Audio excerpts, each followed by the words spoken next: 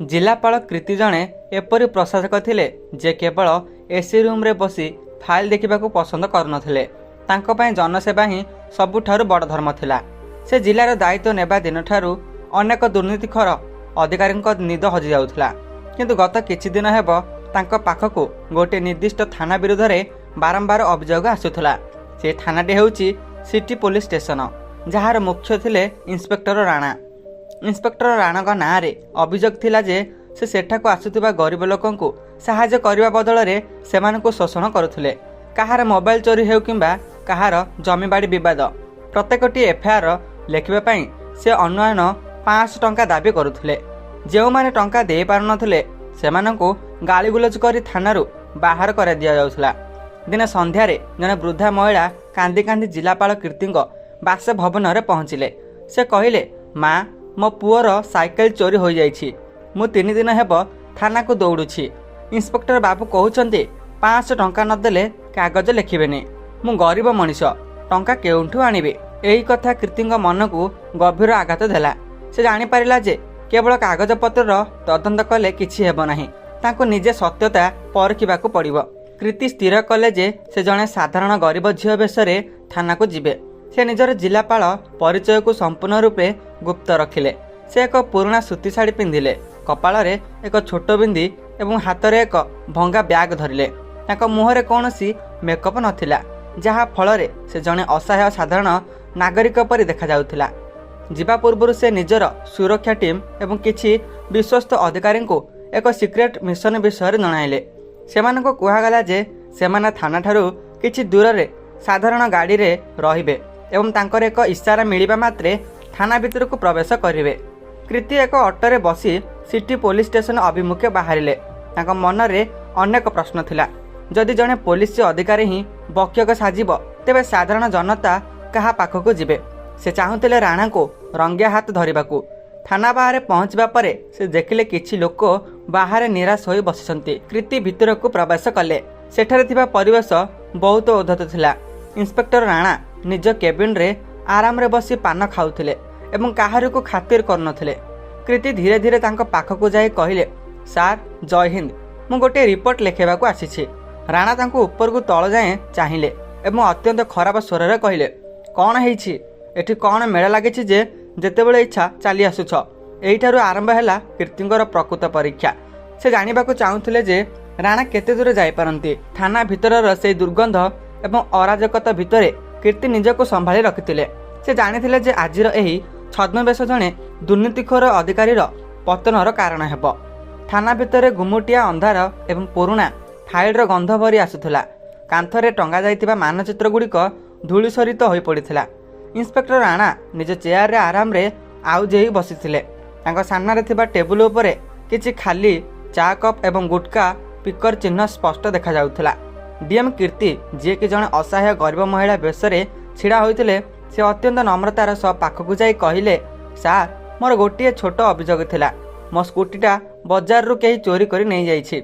Inspector Rana निज mobile किछि देखुथिले। से मुंड न टेकी अति विरक्तिर सह कहिले, एठिकी कोन स्कूटी खोजिबाकू आसिछु? जा बाहर थिबा कनेस्टेबल को कह मो पाखकु काहेकि आसिछु, मोर बहुत काम अछि। कीर्ति धीर स्वर रे कहिले, सार मु बाहर कहिथिले किंतु सेमाने कहिले बड़ बाबू को देखा कर। मोर से गोटिए स्कूटी, सेइथिरे मु काम को जाए। सेइटा न मिलिले मो परिवार चलिबा कष्ट होई जिवो। दयाकर गोटे रिपोर्ट लिखंतु। एथर राणा मुंड टेकी कीर्ति को चाहिले। तांका आखिरे कोनसी दया नथिला, बरम थिला अहंकार। से निज हाथरू गुटका छेप पकाइबा पई पाखरे थिबा एक डब्बा व्यवहार कले एवं कहिले, सुन माइपी, एइठी मागणा किछि हुएनी। एइटा सरकारी ऑफिस होई थाई पारे, किंतु एइठी कागज कलम चलेबाकू हेले तेल देबाकू पड़े। कीर्ति किछि न बुझिला परि पचारिले, तेल माने सार मु बुझी पारिलेनी। राणा हसिले एक कुर्चित हस। से कहिले, बेसी अजणा हुओ नाही, सीधा कथा सुन। 500 टंका बाहर कर। 500 टंका देले तो रिपोर्ट लेखा हबो, नहले एठू चली जा। तो परी 100 लोक एठिक प्रतिदिन आसुछंती। कृति निज ब्याग किछि मुद्रा बाहर कर देखाइले एवं कहिले, सार मो पाखरे मात्र 50 टंका अछि, एटिकी रखंतु, मु बहुत गरीब लोक। राणा यह शुणी रागी गले। से टेबुल उपरे जोर रे हाथ पिटी कहिले, 50 टंका? तू मते भिखारी भाबुछि कि? 50 टंका आजिकाली चा भी हेउनी। जदि 500 टंका नाही ତେବେ ଏଇଠୁ ବାହାରି ଯା, ନହେଲେ ତୋତେ ଅଯଥା ଯୁକ୍ତି କରିବା ଏବଂ ପୋଲିସ କାମରେ ବାଧା ଦେବା ଅଭିଯୋଗରେ ଜେଲ୍ ଭିତରେ ପୁରାଇ ଦେବି। କୀର୍ତ୍ତି ଏବେ ଚୁପ୍ ରହିଲେ ନାହିଁ। ସେ କହିଲେ, ସାର୍, ନିୟମ ଅନୁସାରେ ତ ରିପୋର୍ଟ ଲେଖିବା ମାଗଣା। ଆପଣ ଗରିବ ଲୋକଙ୍କୁ ଏମିତି କାହିଁକି ହଇରାଣ କରୁଛନ୍ତି? ଆପଣଙ୍କ ଉପର ଅଧିକାରୀ କ'ଣ ଏହା ଜାଣନ୍ତି ନାହିଁ? ରାଣା ଚେୟାରରୁ ଉଠି ଛିଡ଼ା ହେଲେ। ସେ କୀର୍ତ୍ତିଙ୍କ ପାଖକୁ ଆସି ଅତ୍ୟନ୍ତ ଖରାପ ଭାବେ କହିଲେ, ଉପର ଅଧିକାରୀ? ଆରେ ମୁଁ ହିଁ ଏଠାକାର ରାଜା। ଡିଏମ୍ ହେଉ କି ଏସ୍ପି, କେହି ମୋର କିଛି ବିଗାଡ଼ି ପାରିବେନି। ତୁ ମୋତେ ନିୟମ ଶିଖାଉଛୁ? ତୋ ପରି ଗରିବଙ୍କ ସ୍ଥାନ ଥାନା ବାହାରେ କିମ୍ବା ଜେଲ୍ ଭିତରେ। ଏବେ ବାହାରୁଛୁ ନା ହାଜତକୁ ଯିବୁ। କୀର୍ତ୍ତି ବୁଝିଗଲେ ଯେ ଇନ୍ସପେକ୍ଟର ରାଣା ସମ୍ପୂର୍ଣ୍ଣ ରୂପେ ଦୁର୍ନୀତିର ବୁଡ଼ି ରହିଛନ୍ତି ଏବଂ ତାଙ୍କୁ ସାଧାରଣ ନାଗରିକଙ୍କ ପ୍ରତି କୌଣସି ସମ୍ମାନ ନାହିଁ। ସେ ଧୀରେ ଧୀରେ ଥାନା ବାହାରକୁ ଆସିଲେ, କିନ୍ତୁ ତାଙ୍କ ଆଖିରେ ରାଗ ଏବଂ ଦୃଢ଼ତା ଥିଲା। ଥାନା ଭିତରୁ ଅପମାନିତ ହୋଇ ବାହାରକୁ ଆସିବା ବେଳେ ଡିଏମ୍ କୀର୍ତ୍ତିଙ୍କ ମନରେ ପ୍ରବଳ କ୍ରୋଧ ଥିଲା, କିନ୍ତୁ ସେ ଜଣେ ସଂଯମୀ ପ୍ରଶାସକ ଭାବେ ନିଜକୁ ନିୟନ୍ତ୍ରଣ କରି ରଖିଥିଲେ। ସେ ଦେଖିଲେ ଯେ ଥାନା ବାହାରେ ଆହୁରି ଅନେକ ଲୋକ ଅଛନ୍ତି, ଯେଉଁମାନେ ହୁଏତ ରାଣାଙ୍କ ଶୋଷଣର ଶିକାର ହୋଇଛନ୍ତି।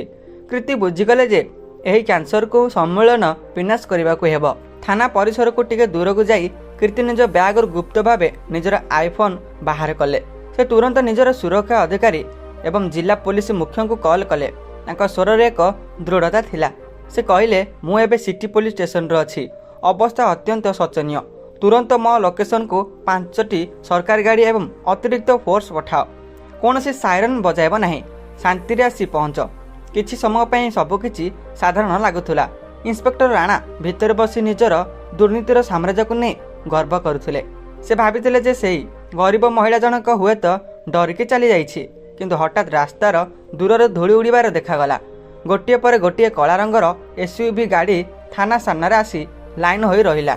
ଗାଡ଼ି ଉପରେ ଥିବା ନୀଳବତୀ ଏବଂ ଜିଲ୍ଲା ପ୍ରଶାସନ ଲେଖା ଥିବା ଥାନା ବାହାରେ ଥିବା କନେଷ୍ଟବଳମାନଙ୍କର ହୋସ୍ ଉଡ଼ିଗଲା। ସେମାନେ ବୁଝିପାରୁନଥିଲେ ଯେ ହଠାତ୍ ଏତେ ଗୁଡ଼ିଏ ସରକାର ଗାଡ଼ି କାହିଁକି ଆସିଛି। ଗାଡ଼ିରୁ ସହସ୍ର ପୋଲିସ ବାହିନୀ ଓହ୍ଲାଇଲେ। ଜଣେ ବରିଷ୍ଠ ଅଧିକାରୀ ଦୌଡ଼ି ଆସି ଛିଡ଼ା ହୋଇଥିବା ସେହି ସାଧାରଣ ବେଶଧାରୀ ମହିଳାଙ୍କୁ ସାଲ୍ୟୁଟ୍ ମାରିଲେ। କୀର୍ତ୍ତି ନିଜ ମୁଣ୍ଡରୁ ଓଢ଼ଣୀ ହଟାଇଲେ ଏବଂ ତାଙ୍କ ମୁହଁରେ ଏକ ଗମ୍ଭୀର ଭାବ ଆସିଗଲା। ତାଙ୍କର ସେହି ସାଧାରଣ ରୂପ ଏବେ ଜଣେ ଶକ୍ତିଶାଳୀ ପ୍ରଶାସକ ରୂପରେ ପରିବର୍ତ୍ତିତ ହୋଇସାରିଥିଲା। ସେ ପୋଲିସ ବାହିନୀକୁ ନିର୍ଦ୍ଦେଶ ଦେଲେ, ସମସ୍ତେ ମୋ ପଛରେ ଆସ, ଆଜି ଏହି ଥାନାର ସଫେଇ ହେବ। ଥାନା ଭିତରେ ରାଣା ସେତେବେଳେ ଜଣେ କନେଷ୍ଟବଳ ସହ ହସି ହସି କଥା ହେଉଥିଲେ। ସେ ଜାଣିନଥିଲେ ଯେ ସେ ଯାହାକୁ ଅପମାନିତ କରି ବାହାର କରିଥିଲେ ସେ ନିଜେ ସାକ୍ଷାତ ଯମରାଜ ସାଜି ଫେରି ଆସୁଛନ୍ତି। ଯେତେବେଳେ ବୁଟ୍ ଜୋତାର ଶବ୍ଦ ଥାନା ଭିତରେ ପ୍ରତିଧ୍ୱନିତ ହେଲା, ରାଣା ବିରକ୍ତ ହୋଇ ଚାହିଁଲେ, କିନ୍ତୁ ସାମ୍ନାରେ ଦୃଶ୍ୟ ଦେଖି ତାଙ୍କ ପାଟିରୁ ଗୁଟକା ଖସି ପଡ଼ିଲା। ସେହି ଭିକାରୁଣୀ ବେଶରେ ଥିବା ମହିଳା ଜଣକ ଆଗରେ ଚାଲୁଛନ୍ତି ଏବଂ ତାଙ୍କ ପଛରେ ଜିଲ୍ଲାର ବଡ଼ ବଡ଼ ଅଧିକାରୀମାନେ ହାତ ଯୋଡ଼ି ଚାଲୁଛନ୍ତି। ରାଣାଙ୍କ ଶରୀର ଥରିବାକୁ ଲାଗିଲା। ସେ ଚେୟାରରୁ ଉଠିବାକୁ ଚେଷ୍ଟା କଲେ, କିନ୍ତୁ ତାଙ୍କ ଗୋଡ଼ କାମ କରୁନଥିଲା। ଥାନା ଭିତରେ ଏକ ଅଜବ ନୀରବତା ଖେଳିଗଲା। କେବଳ ଡିଏମ୍ କୀର୍ତ୍ତିଙ୍କ ଚପଲର ଶବ୍ଦ ପଥର ଚଟାଣରେ ପ୍ରତିଧ୍ୱନିତ ହେଉଥିଲା। ଇନ୍ସପେକ୍ଟର ରାଣାଙ୍କ ମୁହଁରେ ରଙ୍ଗ ଧଳା ପଡ଼ିଯାଇଥିଲା। ସେ ଯେଉଁ ଚେୟାରରେ ବସି ନିଜକୁ ଭଗବାନ ଭାବୁଥିଲେ, ଏବେ ସେହି ଚେୟାରଟା ତାଙ୍କ ପାଇଁ କଣ୍ଟା ପରି ଲାଗୁଥିଲା। ରାଣା ଥର ଥର କଣ୍ଠରେ ଠିଆ ହେବାକୁ ଚେଷ୍ଟା କଲେ। ତାଙ୍କ ହାତରୁ କଲମଟା ଖସି ପଡ଼ିଲା।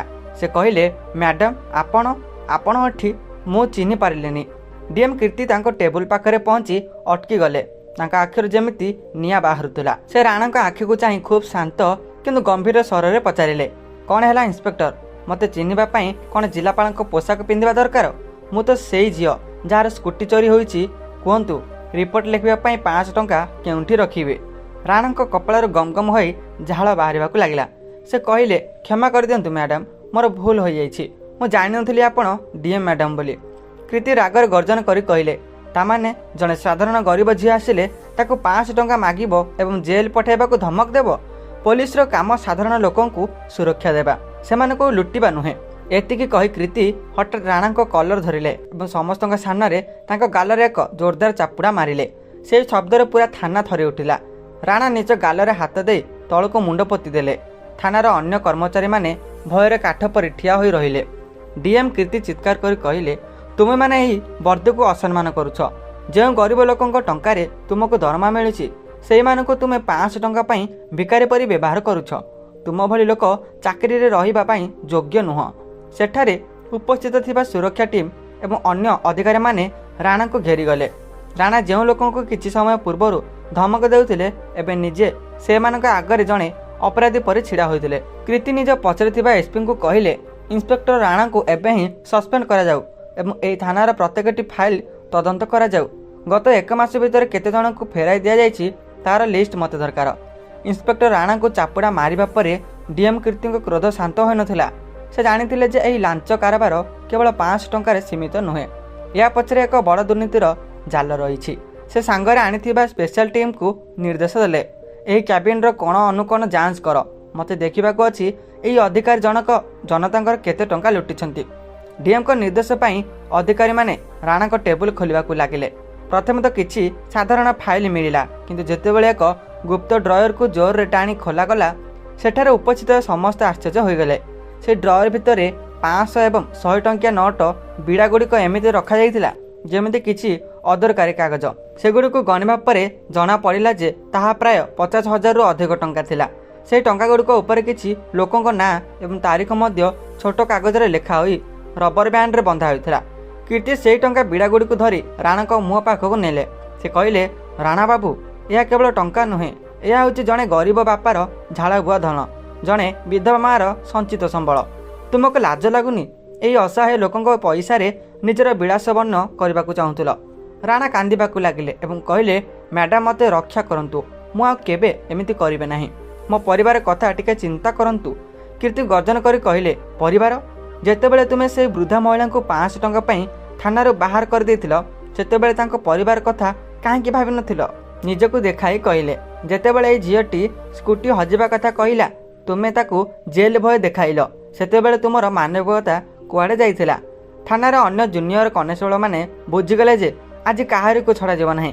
କୀର୍ତ୍ତି ସେମାନଙ୍କ ଆଡ଼କୁ ଅନାଇ କହିଲେ, ତୁମମାନଙ୍କ ଭିତରୁ ଯିଏ ଯିଏ ରାଣାଙ୍କୁ ଏହି କାମରେ ସାହାଯ୍ୟ କରୁଥିଲ ସେମାନେ ନିଜେ ନିଜେ ତା ନାଁ କହିଦିଅ, ନହେଲେ ତଦନ୍ତ ପରେ ଯଦି ଧରାପଡ଼ିବ ତେବେ କେହି ବି ବଞ୍ଚିପାରିବ ନାହିଁ। ଭୟରେ ଜଣେ କନେଷ୍ଟବଳ ଆଗକୁ ଆସି କହିଲା, ମ୍ୟାଡ଼ାମ୍, ଆମେ ତ ମାତ୍ର କର୍ମଚାରୀ, ବଡ଼ବାବୁ ଯାହା କହନ୍ତି ଆମକୁ ତାହା କରିବାକୁ ପଡ଼େ। ସେ କୁହନ୍ତି ପ୍ରତି ଏଫ୍ଆଇଆର୍ରୁ 500 ଟଙ୍କା କଲେକ୍ସନ ନହେଲେ ଆମକୁ ହଇରାଣ କରିବେ। ଏହି ଖୁଲାସା ପରେ ଡିଏମ୍ କୀର୍ତ୍ତି ନିଷ୍ପତ୍ତି ନେଲେ ଯେ ଏହି ପୁରା ବ୍ୟବସ୍ଥାକୁ ସଫା କରିବାକୁ ହେବ। ସେ ତୁରନ୍ତ ରାଣାଙ୍କୁ ଗିରଫ କରିବାକୁ ନିର୍ଦ୍ଦେଶ ଦେଲେ। ଥାନା ଭିତରେ ଚାଲିଥିବା ଏହି ହଙ୍ଗାମା ଶୁଣିବା ବାହାରେ ଜମା ହୋଇଥିବା ଲୋକଙ୍କ ଭିଡ଼ ଧୀରେ ଧୀରେ ବଢ଼ିବାକୁ ଲାଗିଲା।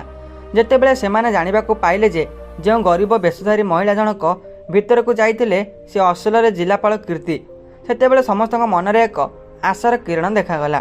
ଡିଏମ୍ କୀର୍ତ୍ତି ଥାନା ବାରଣ୍ଡାକୁ ଆସିଲେ। ସେଠାରେ ଛିଡ଼ା ହୋଇଥିବା ଲୋକଙ୍କୁ ଚାହିଁ ସେ କହିଲେ, ଆପଣମାନେ କେହି ଡରନ୍ତୁ ନାହିଁ। ଯଦି ଇନ୍ସପେକ୍ଟର କିମ୍ବା ଏହି ଥାନାର କୌଣସି ବି କର୍ମଚାରୀ ଆପଣଙ୍କଠାରୁ ଲାଞ୍ଚ ନେଉଛନ୍ତି ତେବେ ଏବେ ହିଁ ଆଗକୁ ଆସି କୁହନ୍ତୁ। ମୁଁ ଆଜି ଏଠାରେ ସମସ୍ତଙ୍କ ନ୍ୟାୟ ଦେବା ପାଇଁ ଆସିଛି। ଜିଲ୍ଲାପାଳଙ୍କ କଥା ଶୁଣି ଜଣେ ଜଣେ କରି ଲୋକ ଆଗକୁ ଆସିଲେ। କେହି କହିଲା, ମ୍ୟାଡ଼ାମ୍, ମୋ ପୁଅର ଚୋରି ହୋଇଥିବା ସାଇକେଲ ଖୋଜିବା ପାଇଁ ଏହି ବାବୁ 1000 ଟଙ୍କା ନେଇଛନ୍ତି। ଜଣେ ବୃଦ୍ଧା ମହିଳା କହିଲେ, ମୋତେ 3 ଦିନ ଧରି ଖରାପ ବ୍ୟବହାର କରି ଥାନାରୁ ବାହାର କରିଦିଆଯାଇଛି। ଲୋକଙ୍କର ଏହି କ୍ଷୋଭ ଏବଂ କାନ୍ଦ ଦେଖି କୀର୍ତ୍ତିଙ୍କ ହୃଦୟ ତରଳିଗଲା, କିନ୍ତୁ ଅପରାଧୀ ପ୍ରତି ତାଙ୍କ ମନ ଅଧିକ କଠୋର ହୋଇଗଲା। କୀର୍ତ୍ତି ଥାନା ଭିତରକୁ ଫେରି ଇନ୍ସପେକ୍ଟର ରାଣାଙ୍କୁ ଚାହିଁଲେ। ରାଣା ଏବେ ସମ୍ପୂର୍ଣ୍ଣ ରୂପେ ଭାଙ୍ଗି ପଡ଼ିଥିଲେ। ଯେଉଁ ହାତରେ ସେ ଲୋକଙ୍କୁ ଲାଞ୍ଚ ମାଗୁଥିଲେ ସେହି ହାତରେ ଏବେ ହାତକଡ଼ି ପଡ଼ିବାକୁ ଯାଉଥିଲା। କୀର୍ତ୍ତି ଉପସ୍ଥିତ ପୋଲିସ ଅଧିକାରୀଙ୍କୁ ନିର୍ଦ୍ଦେଶ ଦେଲେ, ରାଣାଙ୍କ କାନ୍ଧରୁ ଷ୍ଟାର ଏବଂ ବେଲ୍ଟ ଖୋଲି ଦିଆଯାଉ।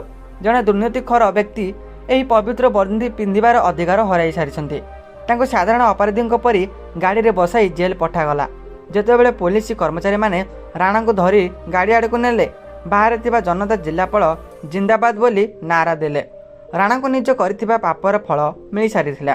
ସେହି ଗରିବ ଲୋକଙ୍କ ଆଖିରେ ଥିବା ଲୁହ ଏବେ ଖୁସିରେ ପରିବର୍ତ୍ତିତ ହୋଇସାରିଥିଲା। ରାଣାଙ୍କୁ ଗିରଫ କରାଯିବା ପରେ କୀର୍ତ୍ତି ସେଠାରେ ଥିବା ସବ୍ ଇନ୍ସପେକ୍ଟରଙ୍କୁ କହିଲେ, ଆଜିଠାରୁ ଏହି ଥାନାରେ କୌଣସି ଲୋକ ଯେମିତି ହଇରାଣ ନ ହୁଅନ୍ତି। ଯଦି ପୁଣି ଥରେ ଏମିତି ଅଭିଯୋଗ ଆସେ ତେବେ ପରବର୍ତ୍ତୀ ନମ୍ବର ତୁମର ହେବ।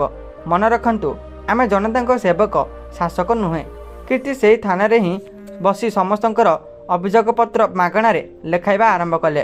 ସେ ନିଜ ତଦାରଖ କଲେ ଯେ ସବୁ କାମ ସଠିକ୍ ଭାବେ ହେଉଛି କି ନାହିଁ। ଇନ୍ସପେକ୍ଟର ରାଣାଙ୍କ ଗିରଫଦାରୀ ପରେ ସମଗ୍ର ଜିଲ୍ଲାରେ ଏହି ଖବର ନିଆଁ ପରି ବ୍ୟାପିଗଲା। ଲୋକମାନେ ବୁଝିଗଲେ ଯେ ସେମାନଙ୍କ ଜିଲ୍ଲାପାଳ କେବଳ ପ୍ରଶାସନିକ ନିର୍ଦ୍ଦେଶ ଦିଅନ୍ତି ନାହିଁ, ବରଂ ଜଣେ ସାଧାରଣ ନାଗରିକର ଦୁଃଖ ବୁଝିବା ପାଇଁ ନିଜେ ମଇଦାନକୁ ଓହ୍ଲାଇ ପାରନ୍ତି। ରାତି ଅଧା ଯାଏଁ ଡିଏମ୍ କୀର୍ତ୍ତି ସେ ଥାନାରେ ହିଁ ରହିଲେ। ସେ ନିଜ ହାତରେ ସେହି ବୃଦ୍ଧାଙ୍କ ସାଇକେଲ ଚୋରିର ରିପୋର୍ଟ ଲେଖାଇଲେ ଏବଂ ତାଙ୍କୁ ସମ୍ମାନର ସହ ଘରକୁ ପଠାଇଲେ। ଥାନାରେ ଥିବା ଅନ୍ୟ ପୋଲିସ କର୍ମଚାରୀମାନେ ଏବେ ସମ୍ପୂର୍ଣ୍ଣ ଭିନ୍ନ ମଣିଷ ପରି ବ୍ୟବହାର କରୁଥିଲେ। ଯେଉଁଠି ପୂର୍ବରୁ ଗାଳିଗୁଲଜ ଶୁଣାଯାଉଥିଲା ସେଠାରେ ଏବେ ଆଜ୍ଞା କୁହନ୍ତୁ କ'ଣ ସାହାଯ୍ୟ କରିପାରିବ ଶବ୍ଦ ଶୁଣିବାକୁ ମିଳୁଥିଲା।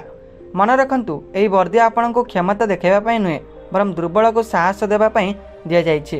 ଯଦି ଜଣେ ଗରିବ ମଣିଷ ଥାନାକୁ ଆସିବା ଡରେ, ତେବେ ବୁଝିବେ ଆମର ବ୍ୟବସ୍ଥା ବିଫଳ ହୋଇଛି। ଏହି ଘଟଣାର ପରଦିନ କୀର୍ତ୍ତି ଏକ ବଡ଼ ପଦକ୍ଷେପ ନେଲେ। ସେ ଜିଲ୍ଲା କାର୍ଯ୍ୟାଳୟରେ ଏକ ଡାଇରେକ୍ଟ ଟିଏମ୍ ହେଲ୍ପଲାଇନ୍ ନମ୍ବର ଜାରି କଲେ। ସେ ଘୋଷଣା କଲେ ଯେ ଯଦି କୌଣସି ବି ସରକାରୀ ଅଫିସର କେହି ଟଙ୍କା ମାଗନ୍ତି କିମ୍ବା କାମ କରିବାକୁ ମନା କରନ୍ତି, ତେବେ ଜନତା ସିଧାସଳଖ ତାଙ୍କୁ ଜଣାଇ ପାରିବେ। ଏହି ପଦକ୍ଷେପ ଦ୍ୱାରା ଜିଲ୍ଲାର ଅନ୍ୟାନ୍ୟ ବିଭାଗ ଥିବା ଦୁର୍ନୀତିଖୋର ଅଧିକାରୀମାନେ ମଧ୍ୟ ସତର୍କ ହୋଇଗଲେ। ସେମାନଙ୍କ ମନରେ ଭୟ ପଶିଲା ଯେ ହୁଏତ ସେମାନଙ୍କ ସାମ୍ନାରେ ଛିଡ଼ା ହୋଇଥିବା ସାଧାରଣ ଗ୍ରାହକ ଜଣକ ନିଜେ ଜିଲ୍ଲାପାଳ ହୋଇପାରନ୍ତେ। କିଛି ଦିନ ପରେ ଇନ୍ସପେକ୍ଟର ରାଣାଙ୍କୁ ଚାକିରିରୁ ସ୍ଥାୟୀ ଭାବେ ବରଖାସ୍ତ କରାଗଲା। କୀର୍ତ୍ତିଙ୍କର ଏହି ସାହସିକତା ପାଇଁ ତାଙ୍କୁ ରାଜ୍ୟ ସରକାରଙ୍କ ତରଫରୁ ସମ୍ମାନିତ କରାଗଲା। କିନ୍ତୁ କୀର୍ତ୍ତିଙ୍କ ପାଇଁ ସବୁଠାରୁ ବଡ଼ ସମ୍ମାନ ଥିଲା ସେ ଲୋକଙ୍କ ଆଖିରେ ଥିବା ବିଶ୍ୱାସ। ଅନ୍ୟାୟ ସହିବା ମଧ୍ୟ ଏକ ଅପରାଧ। ଯଦି ଆମେ ସଚେତନ ହେବା ଏବଂ କୀର୍ତ୍ତିଙ୍କ ପରି ସାହସ ଦେଖାଇବା, ତେବେ ଦୁର୍ନୀତିର ଅନ୍ଧକାର ଦୂର ହୋଇ ଏକ ସୁସ୍ଥ ସମାଜ ଗଠନ ହୋଇପାରିବ।